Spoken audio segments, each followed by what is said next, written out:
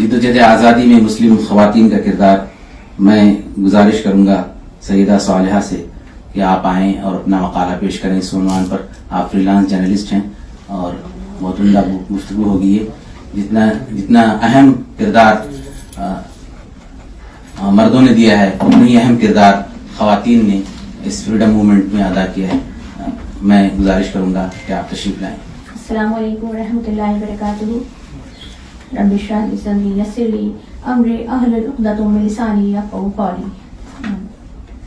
جناب پروفیسر محمد سلیم صاحب، نائب امیر جماعت اسلامی ہے، جناب سلیم صاحب، انجینئر سلیم صاحب، معزز سامعین، عزیز ساتھیوں، میں سیدہ صالحہ جبین آج اپنے اس مقالے میں جدید ہندوستان کی تشکیل اور تحریک آزادی ہند میں مسلمان خواتین کا جو حصہ رہا ہے اس مقالے میں، چھوٹے سے مقالے میں آپ کے سامنے پیش کرتی ہوں. جب گلستہ کو خون کی ضرورت پڑی، سب سے پہلے ہی گردن ہماری کٹی، پھر بھی کہتے ہیں ہم سے یہ اہل چمن، یہ چمن ہے ہمارا تمہارا نہیں. ہندوستان کی جنگ آزادی کا جب بھی ذکر آتا ہے تو ایک طرف جہاں آنکھیں نم ہو جاتی ہیں، وہیں دوسری طرف آزادی کے متوالوں کی ایثار و قربانی کی بدولت آزادی دیکھ کر ہمارا سر فخر سے بلند ہو جاتا ہے. ہمیں 15 اگست کی 1947 کو جو آزادی نصیب ہوئی ہے وہ ایک طویل جدوجہد کی داستان بیان کرتی ہے. اسلام نے خواتین کو جو تکریم انسانیت کا درجہ عطا کیا ہے، اس سے جس طرح معاشرے میں مردوں کو اللہ نے حقوق ادا کیے ہیں، اسی طرح خواتین کا جو حقوق اور تحفظ اللہ تعالیٰ نے دیا ہے. مرد و زن کے حقوق نے اسلام میں عدل و قسط کو بنیاد بناتے ہوئے ان کے الگ الگ دائرے جو متعین کیے ہیں. لیکن یہاں پیش نظر مقالے میں خواتین سے اسلام کے حوالے سے بحث نہیں کی گئی، بلکہ اسلام کے عطا کردہ حقوق کی روشنی میں خواتین کے ان سماجی، سیاسی، تعلیمی اور فلاحی کارناموں کا تذکرہ کیا گیا ہے جو ان کا حقوق کا اور ثمرے کا نتیجہ ہے. اور اسلام نے عورت کو جتنے اور جیسے بھی حقوق دیے ہیں، آج انہیں میں یہاں بیان کرتی ہوں کہ بلکہ جو 1400 سال اسلام دے چکا ہے، اس سے سماج کی اصلاح میں عورتوں نے ایک بہت بہتر اور مثبت کردار ادا کیا ہے. آج کے اس پروگرام میں مسلمان خواتین کی ایثار و جدوجہد کی بے نظیر مثالیں، اس اہم دور کی مسلم سیاسی قیادت کی پیچیدہ حرکیات اور مسلم تمدنی اور تہذیبی ورثے کے دیکھ بھال نقوش پر روشنی ڈالی جائے گی. ان متنوع تناظرات کو پیش کرنے کا مقصد یہ ہے کہ اس سیمینار کے ذریعے ہندوستان کے قومی سماجی اصلاحات کے فروغ اور ملک کے تشخص کی تشکیل، ثروت مندی تہذیبی ورثے میں مسلمانوں کی حصہ داری کو اجاگر کیا جائے گا. اور مسلم خواتین نے ہندوستان کی آزادی کی تحریک میں جو کردار ادا کیا ہے، انہوں نے روایتی صنفی دوئی سے اوپر اٹھ کر مزاحمت، سماجی اصلاحات کی مسائل اور سیاسی حرکات میں فعال طور پر جو حصہ لیا ہے، وہ زمینی سرگرمیوں سے لے کر علمی و قائدانہ سرگرمیوں تک مختلف حیثیتوں سے تحریک آزادی ہند میں پیش رہی ہیں. آزادی کے بعد بھی معاشرہ ہندوستان میں جو سماج کی ترقی میں مسلم خواتین کا کردار تھا، اس کو نظر انداز نہیں کیا جا سکتا ہے. ہمیں یہ نہیں بھولنا چاہیے کہ بہت سی خواتین ایسی گزری ہیں جنہوں نے جدوجہد اور آزادی میں مردوں کی طرح جنگ لڑی اور کامرانی حاصل کی. غور کرنے پر ہمیں ان خواتین کی ایک کہکشاں ضرور دکھائی دیتی ہے. ان میں یہاں چند نام پیش کروں گی. جہاں ملک کی تحریک آزادی میں مسلمانوں کے تمام طبقات نے بڑھ کر حصہ لیا، وہیں تحریک آزادی میں مسلمان خواتین پر بہت کم لکھا تو گیا، لیکن ہندوستان کی آزادی میں مسلمان خواتین کی کردار بہت مضبوط اور بہت قائدانہ رہا. انہوں نے نفس نفیس جنگ میں حصہ لیا اور مسلم خواتین نے دوسرے مجاہدین آزادی کے ساتھ جدوجہد کرتی ہوئی نظر آئیں. انہوں نے مردانہ لباس پہن کر شمشیر زنی کی اور بہت سے دشمنوں کو قتل کیا اور خود بھی قتل ہوئی، اور بہت سی خواتین کو ان مواقع پہ گرفتار کر لیا گیا، اور بہت سی خواتین کو ان مواقع پہ تحریک آزادی ہند چلانے کے طور پہ انہیں پھانسی کی سزا دے دی گئی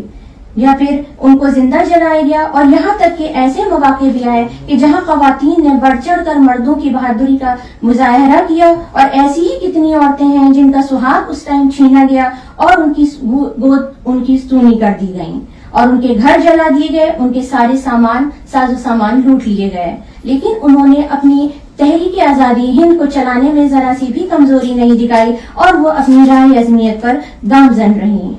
اس لحاظ سے ہزاروں ایسی مسلم خواتین ہیں جنہوں نے آزادی کی جدوجہد میں سرگرم حصہ لیا، جن کی قربانیوں کا آج ہم لوگ پھل کھا رہے ہیں۔ اسی فہرست میں سر فہرست کچھ مسلم خواتین ہیں جو آزادی ہندوستان میں پیش رہیں، جن کے بارے میں آپ کے سامنے ان کے نام پیش کرتی ہوں۔ سب سے پہلے نام ہے بیگم حضرت محل کا، ابدی بانو بیگم کا، بی بی امت السلام بیگم اور بیگم انیس قلوائی اور نشاط النساء موہانی باجی، حاضرہ بی بی اسماعیل کلثوم، سیدانی رقاصہ فرح جہاں، ارونا آصف علی اور زلیخا بیگم جیسی بہادر ہستیوں کے نام شامل ہیں۔ مہاتما گاندھی نے ایک ینگ انڈیا نیوز پیپر میں لکھا تھا کہ مسلمان خواتین کے تذکرے کے بغیر تحریک آزادی ہندوستان کی داستان بالکل ادھوری ہے۔ تاریخ شاہد ہے کہ جب انگریز نے حکام تحریک آزادی میں کلیدی کردار ادا کرنے کی والے حریت پسندیوں کو قید کر دیا گیا تھا اور ان کی جب دختران ملت ان کے گھر میں ان کو یہ خبر پہنچی تو انہوں نے اپنے قدم نکال کر اس بات کو یقینی بنایا کہ چاہے ان کی جان چلی جائے مگر وہ تحریک کو کسی بھی قیمت پر ختم نہیں ہونے دیں گی، اور انہوں نے اپنی دلیری اور قائدانہ طاقت کو برقرار رکھتے ہوئے جرات اور استقامی سے برطانوی حکام کو شکست دی اور ان کے شانہ بشانہ اپنی فوج لے کر ان میں داخل ہو گئیں۔ جہاں تحریک آزادی میں مسلمان خواتین کا قائدانہ کردار رہا ہے، وہیں دارالعلوم دیوبند کا ملک کی جنگ آزادی میں بے حد مضبوط کردار رہا ہے۔ آزادی کے اس طویل جدوجہد اور سیکولر دستور سازی میں دارالعلوم دیوبند اور خاص طور پر جمعیت العلماء ہند کا جو قائدانہ کردار رہا ہے وہ ہر اعتبار سے تاریخی ہے۔ صدیوں کی غلامی کے بعد آزاد ہوئی ایک عظیم مملکت کو اتحاد کی ڈور میں باندھ کر جمہوریت کے ستون سے اسے کھڑا کرنے میں دوسرے برادران وطن کے مقابلے میں ہمارے ملی قائدین کا کلیدی کردار تھا۔ یہاں یاد رہے کہ 1857 میں جو جنگ آزادی میں مسلمان خواتین نے سب سے زیادہ جو شہرت پائی تھی اس میں نواب واجد علی شاہ کی بیگم حضرت محل کو حاصل ہوئی، اور بیگم حضرت محل کی 1887 میں انگریزوں سے بغاوت کے بعد ایک شاندار شخصیت نکل کر سامنے آئی اور انہوں نے انگریزوں کے خلاف جنگ لڑی اور ایک الگ ہی شخصیت کا شاہکار بنی۔ بیگم حضرت محل نے اپنی بہترین قائدانہ صلاحیت کے جوہر دکھائے اور برطانوی مشرقی ہندوستان کمپنی کے خلاف انہوں نے جنگ میں حصہ لیا۔ انہوں نے انگریزوں کے خلاف زبردست مزاحمت کی اور کافی عرصے تک برابر ان سے مورکہ آرائی کرتی رہی، اور میرٹھ میں بغاوت کے جب عشق شعلے بھڑکے اور لکھنؤ تک پہنچے تو انہوں نے اپنی بے پناہ صلاحیتوں کا مظاہرہ کر کے اور اپنے بلند حوصلوں کے جلوے دکھا کر بیگم حضرت محل نے لکھنؤ ہی میں رہ کر شمالی ہند مجاہدین آزادی کی ایک بڑی تعداد کو جمع کر کے اور مردانہ لباس پہن کر، سر پر پگڑی باندھ کر، ہاتھ میں تلوار لیے، گھوڑے پر سوار ہو کر خوخار شیرنی کی طرح گرجتی ہوئی انگریز سپاہیوں پر ٹوٹ پڑتی اور انگریزوں کی صفوں کی صفیں الٹ دیں، اور بعض مواقع پر انگریزوں کو شکست کا سامنا کرنا تو پڑا، لیکن غداروں کی وجہ سے بیگم کی فوج میں کچھ ایسے غدار تھے جن کی وجہ سے بیگم کو کبھی کبھی پسوسائی کے نظارہ بھی ہوا۔ ان کی خدمات کا اس بات سے بھی اندازہ لگایا جا سکتا ہے کہ جس زمانے میں ان کے مجاہد شوہروں کو صبح و شام جیلوں میں گزرتی تھی، وہ نہ صرف گھروں کے انتظام سنبھالتی تھیں بلکہ اپنے بچوں کی پرورش بھی کرتی تھیں اور اپنے شوہروں کے حوصلے بڑھاتی تھیں اور دیگر ان کے خاندان کی دیکھ بھال کرتی تھیں، اور ان کے آزمائش کے دنوں میں بھی ان کے چہروں پہ، ان کے لبوں پہ کوئی شکوہ نہ رہتا تھا۔ تحریک آزادی ہندوستان میں ان کی بہادری کے اتنے واقعات ہیں کہ ان کے لفظوں کی کمی پڑ جائے گی، لیکن ہمارے یہاں واقعات ان کے مکمل ہم تحریر نہیں کر سکیں گے۔ وہیں ایک اور مسلم خواتین ہے، ابدی بانو بیگم کا نام ہندوستان کی تحریک آزادی میں شامل ہے، اور ابدی بانو بیگم ہندوستان کی پہلی وہ مسلم خاتون تھیں جنہوں نے فعال طور پر سیاست میں حصہ لیا اور برطانوی راج سے جنگ لڑی۔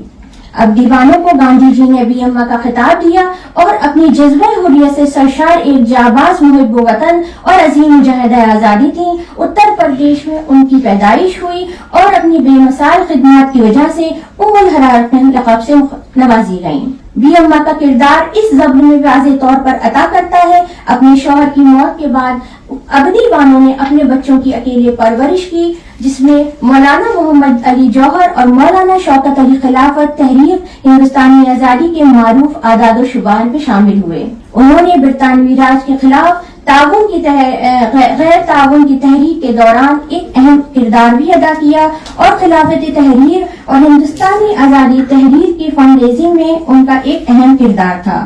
اما بھی نے ثابت کر دیا کہ حجاب زندگی کی ترقی میں معنی نہیں ہے. عورت گھر کے باہر دونوں جگہوں پر باحجاب رہ کر اپنے اقدامات کو قائم کر سکتی ہے، یعنی وہ اپنے آپ کو فلاح اور بہبود کے کام میں لگا سکتی ہے. سماجی و تہذیبی اور ملی و قومی مفادات کا تحفظ ملک کے تمام باشندوں کو کس طرح کرنا چاہیے، یہاں میں اس مقالے میں آگے پیش کرتی ہوں. انگریز یہ سمجھتے تھے کہ مسلمان ہی ان کے اصل دشمن ہیں. ایک مورخ نے لکھا بھی تھا کہ ایک انگریز کا یہ شیوہ ہو گیا تھا کہ وہ ہر مسلمان کو غدار اور باغی سمجھتا تھا، کہ ہر ایک مجھ سے پوچھتا تھا کہ تم ہندو ہو یا مسلمان. جیسے ہی اس کو جواب میں مسلمان کا سننے میں آتا تھا تو اس کو وہیں سے گولی سے اڑا دیا جاتا تھا. ہندوستان کی آزادی میں مسلمانوں نے ان کی سرگردگی میں آزادی تحریک کی کامیابی کے ساتھ چلتے ہوئے اپنی منزل مقصود تک پہنچ تو گئے، اور یہ ملک کو 200 سال کی جدوجہد کے بعد 15 اگست 1947 کو آزادی نصیب ہوئی. اس ملک کی آزادی کے لیے مسلمانوں نے ہی سور پھونکا تھا، اور ہندوستان کی آزادی کے اس 77 سالہ سفر کے دوران مسلمانوں میں عدم تحفظ کا احساس اتنا گہرا کر دیا گیا کہ وہ اپنی معاشی، تعلیمی، سماجی اور سیاسی ترقی کے بارے میں کوئی ٹھوس لائحہ عمل بھی نہیں بنا سکے.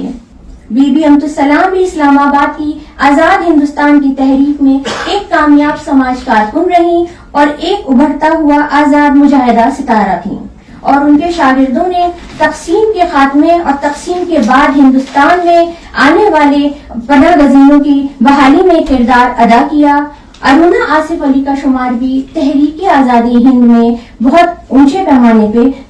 روشن ہوتا ہے، جنہوں نے وطن عزیز کے لیے اپنی پوری طاقت صرف کر دی، اور انہوں نے انگریزوں کا ساتھ پہلا مقابلہ اس وقت کیا جب انہوں نے نمک ستیہ گرہ میں بڑھ چڑھ کر حصہ لیا، اور اس حد تک لیا تھا کہ اس میں ملوث ہونے کی وجہ سے انہیں گرفتار کر لیا گیا. لیکن انہوں نے اپنی رہائی کے فوراً بعد بھارت چھوڑو تحریک کی قیادت کی ذمہ داری فوراً قبول کر لی. ادھر ایک نامعلوم ایسی ہستی تھی جن کا بھی ذکر سننے میں آتا ہے، جنہیں سبز